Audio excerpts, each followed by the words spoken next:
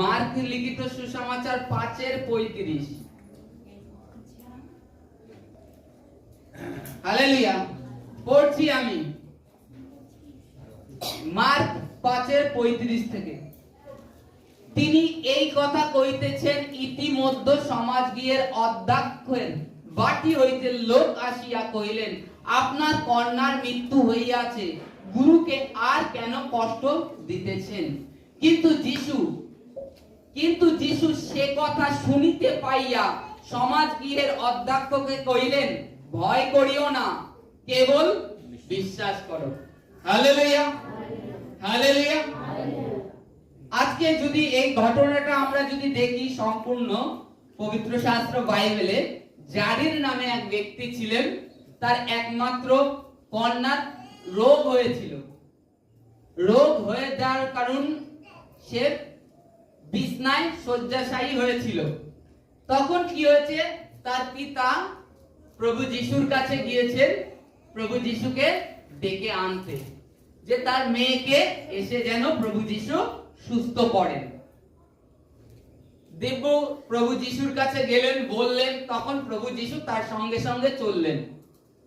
তখন তার কিছুক্ষণ পরে যখন প্রভু যিশুকে নিয়ে তার বাড়ির দিকে চলেছেন, সেই পথে হয়তো অর্ধেক রাস্তা তিনি প্রভু যিশু অর্ধেক রাস্তা গিয়েছেন হয়তো, তখন তার বাড়ির থেকে পাল্টা সংবাদ আসে যে গুরুকে আর কষ্ট দিয়ে লাভ নেই, আপনার কন্যাটি মৃত্যু হয়েছে।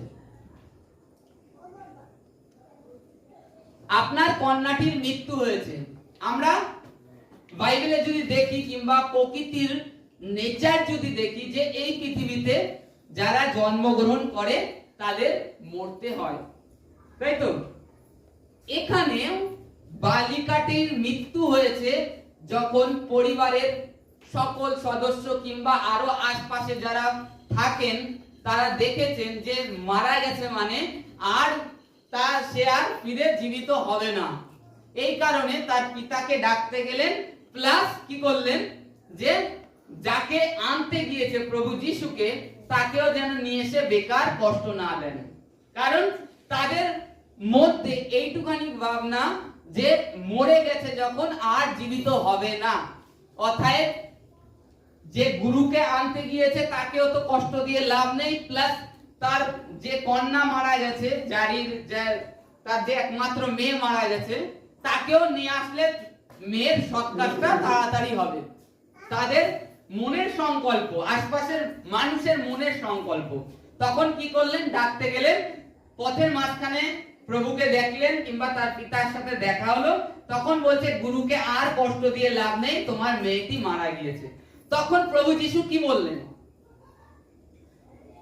36 দেখি, কিন্তু যিশু সে কথা শুনিতে পাইয়া সমাজগৃহের অধ্যক্ষকে কহিলেন, ভয় করিও না, কেবল বিশ্বাস করো। মারা গেছে, এসে বলছে তোমার কন্যা মারা গিয়েছে, প্রভু যিশু তার সঙ্গে রয়েছে, কি বলছে, ভয় করো না, কেবল বিশ্বাস করো। আজকে আমাদের ক্ষেত্রেও প্রভু এখনো বলেন, ভয় করো না, ভয় করো না, কেবল বিশ্বাস করো। কার উপরে? প্রভুর উপরে, যিনি তোমার সমস্ত পাপ ভার বহন করে নিয়ে গেছেন, যে প্রভু তোমার জন্য ক্রুশে তার পবিত্র রক্ত ঝরিয়েছেন, তার বহুমূল্য রক্ত দিয়ে তোমাকে কিনে নিয়েছেন। আজকে যারা বলে অনন্ত জীবন নেই, তারা ঈশ্বর সম্বন্ধে তাদের আইডিয়াই নেই। হ্যাঁ, এই জীবনের পরে আরেকটা জীবন আছে, সেই জীবনের অপেক্ষায় আজকে আমরা আছি। প্রভু তার প্রমাণের জন্য এই যে চিহ্ন চমৎকার কেন করেছেন, যে তিনি জীবন্ত ঈশ্বর, তিনি সেই মসিহ উদ্ধারকর্তা, এই কারণে তিনি এই সমস্ত করেছেন যেন সকলে বিশ্বাস প্রাপ্ত হয়। আজকে এই বালিকাটিকে তার পিতাকে বলছে, ভয় করো না, বিশ্বাস করো। আজকে তোমাদের জীবনে যখন একটা রোগ ব্যাধি হয়, তখন আশপাশে তোমাদের লোক দেখে বলে, ক্যান্সার হয়েছে, তুমি বাঁচবে না, তোমার সুগার, জীবনে যাবে না, কিডনি খারাপ হয়েছে, চিকিৎসা নেই, ভালো হতে পারে না, লিভার খারাপ হয়ে গেছে, লিভারে জল জমেছে, বাঁচবে না। কিন্তু প্রভু কি বলে? কেবল বিশ্বাস করো। চলো এর মাঝখানে ছোট্ট একটা ঘটনা শুনুন। একটা জঙ্গলের মধ্যে বেশ অনেকটা ডিপ, মনে করো 5 ফুট ডিপ আছে গর্ত। সেই গর্তটায় জল নেই। তা কিছু ব্যাঙ লাফাতে লাফাতে আশপাশ থেকে খেলে বেড়াচ্ছে। কিছু ব্যাঙ খেলে বেড়াচ্ছে। তার মধ্যে দুটো ব্যাঙ খেলতে খেলতে ওই গর্তের মধ্যে পড়ে গিয়েছে। কি হয়েছে? ওই গর্তের মধ্যে সেই দুটো ব্যাঙ পড়ে গিয়েছে। আর কিছু ব্যাঙ উপরে দাঁড়িয়েছে, দাঁড়িয়ে দাঁড়িয়ে বলছে, একটা ব্যাঙ বলছে, এই গর্তে পড়েছে, এ আর উঠতে পারবে না। এই গর্তে আমার দাদু পড়ে মারা গেছে। তারপরে আরেকটা ব্যাঙ এসে বলছে, এই গর্তে পড়েছে, আমার মা পড়ে মারা গিয়েছে, আর উঠতে পারিনি, এ পারবে না। তা ওরা আরো 4-5টা কিংবা 7-8টা ব্যাঙ চারপাশে ওই গর্তের চারিপাশে উপরের দিকে দাঁড়িয়ে ওরকম বলছে। তার মধ্যে দুটো ব্যাঙের মধ্যে একটা ব্যাঙ ছিল কানে কালা, সে শোনে না। ওই কানে কালা ব্যাঙটা যখনই গর্তে পড়েছে, সে তখন থেকে উঠার চেষ্টা করে যাচ্ছে লাফ দিয়ে। আর যে ব্যাঙটা কানে শোনে, সেই ব্যাঙটা কোনো চেষ্টা করছে না, কারণ তাদের বাক্য শুনছে, তাদের পুলক বাক্য। তারা যা বলছে, আমার মা পড়ে উঠে গেছে, মা পড়ে মারা গিয়েছে, আমার দাদু পড়ে আর কোনোদিন উঠতে পারেনি, মরে গিয়েছে, তুই পড়েছিস, তুই আর উঠতে পারবি না, তোদের বাঁচার উপায় নেই, এরকম হাত নাড়িয়ে নাড়িয়ে বলছে। কানে কালা ব্যাঙটা মনে করছে কি, তখন তার দৃষ্টি রয়েছে কানে কালার ব্যাঙটা, সেই ওরা হাত নাড়িয়ে নাড়িয়ে বলছে যে আয় তুই পারবি, আয় তুই পারবি। কানে কালা ব্যাঙটা এই রূপ তার মনের মধ্যে ভাবনা, তুই পারবি, তোর কাছে সব সম্ভব। এরকম কানে কালা ব্যাঙটা এরকম বলছে। অথচ ওরা বলছে তুই পারবি না, তোরা দুজনেই মরবি, তোদের ওঠার ক্ষমতা নেই, কারণ এই গর্তে পড়ে কেউ কোনোদিন ওঠেনি। যে কানে শোনে সে আর চেষ্টা করছে না, কিন্তু যে শোনে না সে চেষ্টা করছে। তখন ওরা হাত নাড়িয়ে নাড়িয়ে আরো বারবার ওরকম দিচ্ছে, মানে কুবাক্য দিচ্ছে। তখন হাত নাড়িয়ে নাড়িয়ে দিচ্ছে। আর কানে কালা ব্যাঙটা কি করছে? ও ভাবছে কি, আরো বলছে আমাকে আর একটু জোরে লাফাতে, আর একটু জোরে লাফাচ্ছে, ও আর একটু জোরে লাফাচ্ছে, আর একটু জোরে লাফাচ্ছে। এই করতে করতে এদিকে ওরা না না বলে যাচ্ছে, আর ওদিকে ওই ব্যাঙ লাস্টে এমন জোরে লাফ দিয়েছে, এক লাফে উপরে উঠে গেছে। এক লাফে উপরে উঠে গিয়েছে। তখন ওরা বলছে, তুই কি করে উঠলি? কেন তোমরা ডাকলে না আমাকে যে আয় তুই পারবি, আয় তুই পারবি? এর মানেটা কি?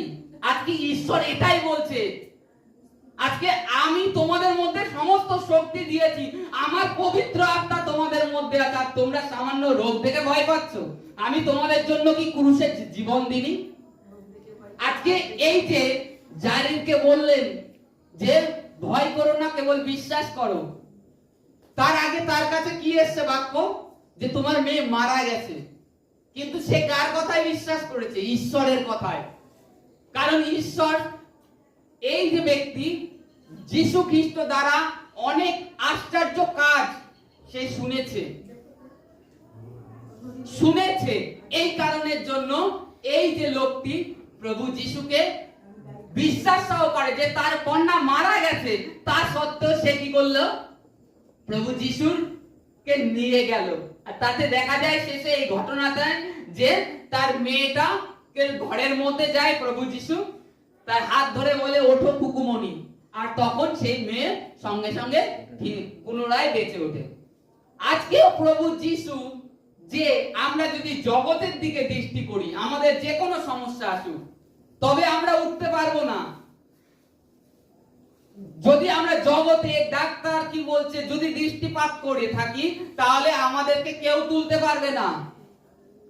যদি আমরা প্রভুর প্রতি দৃষ্টি করি, জগতের থেকে আমাদের কানটাকে বন্ধ করি, তবে যত বড় রোগ হোক, যত বড় ব্যাধি হোক, এই পৃথিবীতে ঈশ্বর আমাদেরকে নির্মাণ করেছে, ঈশ্বরের সাধ্যের বাইরে নেই। ঈশ্বরের সাধ্যের বাইরে নেই যে আপনাকে সুস্থ করতে পারে না। কিন্তু আপনি কতটা গুরুত্বপূর্ণভাবে প্রভু যিশুকে বিশ্বাস সহকারে আপনার বাড়িতে, আপনার পরিবারে নিয়ে যাচ্ছেন, আপনি কিভাবে প্রার্থনা করছেন, এটাই আমাদের সবথেকে বোঝার বিষয়। আমরা সমস্যায় পড়লে খালি চিন্তা করি, প্রভু কি আমার থেকে সরে গেল, আমি পাপ করে ফেললাম, ভীত হয়ে যায়, নিরাশ হয়ে যায়। না, বাইবেল এটা বলে না। বাইবেল এটাই বলে যে খ্রিস্ট যিশুতে নতুন জীবন পেয়েছে, সে নতুন সৃষ্টি হয়েছে, আর তার উপরে পবিত্র আত্মা স্ট্যাম্প মেরে দিয়েছে, পবিত্র আত্মার স্ট্যাম্প। আমরা প্রকাশিত বাক্যে পড়ি যে টিপিল 6 এর স্ট্যাম্প আছে, তাই তো? তদ্রূপ পবিত্র আত্মা দ্বারা আমাদেরকে স্ট্যাম্প মারা হয়েছে। আপনারা নিজেরা আপনাদের মনে ভয় করতে পারেন যে আমি মৃত্যুর পরে স্বর্গে যাব তো, ভাবনা থাকে, আমার এই কর্ম করছি কি আমি স্বর্গে যাব তো, ভীত হই। আমরা কিভাবে জীবনটাকে কাটাচ্ছি এটাই আমাদের কাছে বোঝবার বিষয়। প্রত্যেকটা বিশ্বাসী যারা প্রভুতে বাপ্তিস্ম নিয়েছে, ঈশ্বর প্রত্যেককে ঈশ্বরের রাজ্যে নেবে, সেই অনন্ত রাজ্যে। কিন্তু কিভাবে আমরা নিচ্ছি সেটাকে? কখনো ভাবছি পবিত্র আত্মা আমার থেকে চলে গেছে, নিজে হতাশ ফিল করি, নিরাশ ফিল করি। পবিত্র আত্মা তিনি যান না। যেরকম কুম্ভকার লোহাকে আকার দেয়, পবিত্র আত্মাও আমাদেরকে ধীরে ধীরে আকার দেয়। আজকে মেন বিষয় যেটা, যে জারির যে ব্যক্তি বিশ্বাস করেছিল, আজকে আমরাও যারা আসি, আমাদেরকে প্রভু যিশুর পর্দে উপরে বিশ্বাস রাখতে হবে। জগতের থেকে কান বন্ধ রাখতে হবে। জগতে কি বলছে, ডাক্তার কি বলছে, যত বড় রোগ হোক না কেন, ঈশ্বর তোমার জীবনে মিরাকেল করবে। আজকে এই কাকিমাই আমার সঙ্গে সঙ্গে গাড়িতে আসছিলেন, ঈশ্বরের ধন্যবাদ উনি দেবেন। তার আগে একটু যেটা বলি, কাকিমার ক্যান্সারের রিপোর্ট আনতে গিয়েছিলেন, আজকে মাস 6 মতো হয়তো আসছে। বলছে ডাক্তাররা গিয়েছে, রিপোর্টটা রেডি হয়নি, বলছে আপনার ক্যান্সারের রিপোর্ট ভালো। এটা কি?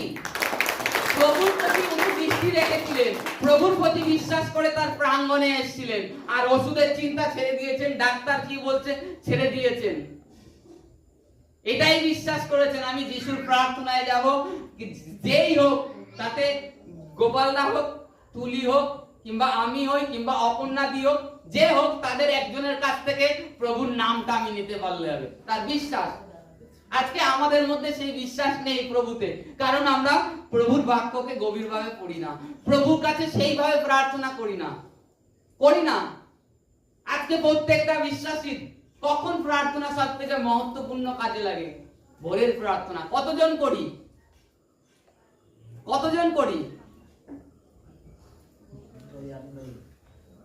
ভোরের প্রার্থনা যে কতটা মহত্বপূর্ণ লাইফে, এটা যারা করে তারাই বোঝে যে ভোরের প্রার্থনা কতটা মহত্বপূর্ণ।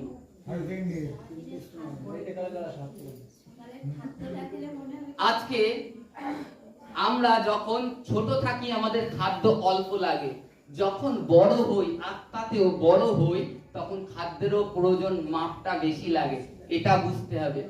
বাইবেল পড়া ওই আধা ঘন্টা যদি চালিয়ে যাও, তাহলে তোমাকে আর বাড়তে হবে না।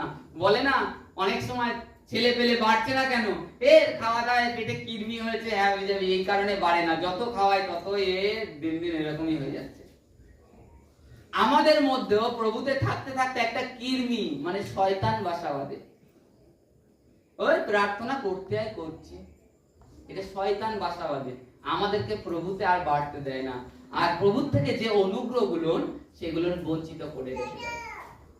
আমরা ভাবছি ও প্রার্থনা করছি তো আমি, এটা নয়।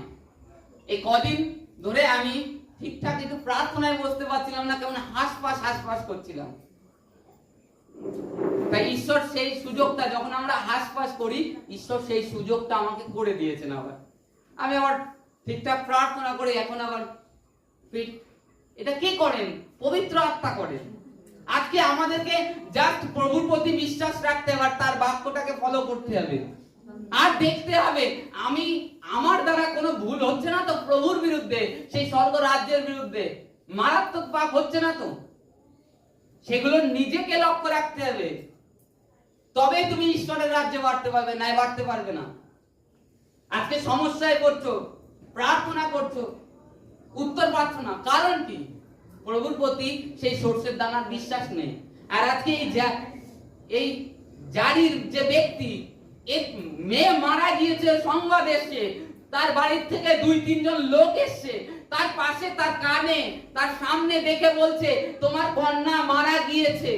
তা সত্ত্বেও প্রভু যিশু তার সঙ্গে একা, আর যোহন আর পিতর ছিল, বাইবেলে লেখা আছে। এই 2 জন ছিল, 3 জনের কথাই প্রভু জাস্ট বলেছে, জাস্ট তুমি বিশ্বাস করো। বিশ্বাস করেছে তারা। জগতের যে আওয়াজটা, এই যে জারির যে জগতের যারা ব্যক্তি, সাধারণ মানুষ, তাদের আওয়াজটাকে ইগনোর করে দিয়েছে, গ্রহণ করেনি, কিন্তু প্রভুর আওয়াজটাকে যে বিশ্বাস করো গ্রহণ করেছে। তারপরে কি হয়, তার জীবনে সে যখন তার গিয়ে যায়, যাওয়ার পরে তার বাড়িতে মেয়ের কাছে তাকে নিয়ে যায়। বংশীবাদকেরা বাড়িতে এসে বসে রয়েছে। মানে আগেকার দিনে নিয়ম ছিল, বাঁশি কান্নার লোক ভাড়া পাওয়া যেত, দুঃখের সুর তুলতো, কান্নার লোক পাওয়া যেত। সেই লোক নিয়ে এসে সমস্ত রেডি। তারা বলছে গুরুকে নিয়ে এসে কিসের জন্য? সকলে হাসাহাসি করছে, শোকের বাড়িতে হাসাহাসি করছে, ঠাট্টা করছে প্রভু যিশুকে নিয়ে। তা সত্ত্বেও কি হয়েছে? তা সত্ত্বেও সেই যে বাধা পেরিয়ে যিশু খ্রিস্ট জানে তিনি ঈশ্বর, যে তিনি যাবেন, হাত ধরবেন, মেয়ে উঠে যাবে।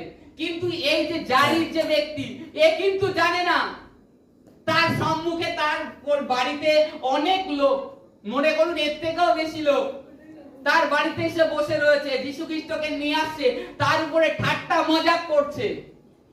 আমি ব্যাঙের গল্পটায় কি বলেছিলাম, উপরে অনেকে ঠাট্টা মজাক টানা দিচ্ছে, পারবি না পারবি না। তা সত্ত্বেও সেই কানে কালা বলে লাফ দিয়ে উঠে গিয়েছিল। আর এই জারিরও কানটাকে বন্ধ করেছিল। তার পারিবারিক যে আশপাশে গ্রামবাসীরা ছিল, লোকরা ছিল, তারা বলছে তোমার মেয়ে মারা গেছে। তার কান বন্ধ করে খালি যিশুর কথাই বিশ্বাস করেছিল। কি বিশ্বাস করেছিল? আরে মেয়ে তো মারাই গিয়েছে, প্রভু যিশু একবার বলেছে বিশ্বাস করো তবে মহিমা দেখতে হবে। তবে আমার দোষ কি বিশ্বাস করতে? এত কিছুই তো করলাম, বিশ্বাসটা তো করে দেখি। তখন কি হলো? বিশ্বাস করলো, ঘরে নিয়ে গেল, তার মেয়ে জীবিত হয়ে গেল, হাত ধরলো। আজকে প্রভু এটাই বলে, বিশ্বাস করো, জগৎ থেকে কানটাকে সরাও, দৃষ্টিটাকে জগৎ থেকে সরাও, প্রভুর প্রতি দৃষ্টি রাখো, তবে এই রূপ মিরাক্কেল দেখতে পারবে। তোমাদের শরীরে, তোমাদের পরিবারে, তোমাদের ব্যবসাতে, সমস্ত ক্ষেত্রে দেখতে পারবে। কারণ তোমরা জগৎ থেকে দৃষ্টি হাটিয়ে প্রভুর প্রতি দৃষ্টি রেখেছো। আর প্রভু এটাই বলে যে আমার কোন সন্তান দুঃখে, কষ্টে, হতাশায় যেন জীবন যাপন না করে। এই কারণে প্রভু তার পবিত্র আত্মা প্রত্যেককে দিয়েছে, আর আমরা তাকে এড়িয়ে যাই। কিভাবে তার থেকে পালাবো ভাবি। দাউদ কি বলেছে? কি করে পালাবো? ঈশ্বর, স্বর্গে গেলে সেখানে তুমি, পাতালে গেলে সেখানে তুমি, সূর্যের উদয় স্থানে গেলে সেখানে তুমি, সমুদ্রের ওপারে গেলে সেখানেও তুমি, অন্তরাগারে প্রবেশ করলে সেখানেও তুমি। তোমার থেকে আমি কোথায় পালাবো? আর আমরা ঈশ্বর থেকে লুকাই। এই ঈশ্বর দেখছে না তো, কেউ দেখছে না। এটাই হচ্ছে সব থেকে বড় ভুল। নিজেকে প্রভুর দিকে, প্রভু যেরকম চাচ্ছে যে সরল হতে, সেইভাবে তুমি তাকাও, তবে এই জারিরের মেয়ে যে মারা গেছে এটা বড় বিষয় নয়। তুমিও দেখতে পাবে তোমাদের মৃত পরিবারকে, মৃত শরীরকে ঈশ্বর উঠাবে। তার প্রতি বিশ্বাস রেখে প্রার্থনায় সরল ভাবে, তবে কাজ হবে, নাই হবে না। আজকে সন্দেহ করো, নিরাশায় থাকো, ফালতু অশান্তি গন্ডগোল করো, তুমি নিজের হৃদয়ের মধ্যে নিজে অশান্তি ফিল করো, তাতে কি হয়? তুমি ঈশ্বরের অনুগ্রহ থেকে বঞ্চিত থাকো। প্রভু আর একটা কথা তার বাক্যে বলে দিয়েছে, আমি চেতনার জন্য, মনে করিয়ে দেওয়ার জন্য তোমাদেরকে বলছি, শিশুর ন্যায় তোমরা সরল হও। শিশুর ন্যায় সরল হও। কেন বলেছে? এই বাক্যটা মিলিয়ে নিও, কিংবা নিজেরা বিবেচনা করো, পবিত্র আত্মা অবশ্যই কথা বলবে। Hallelujah, hallelujah.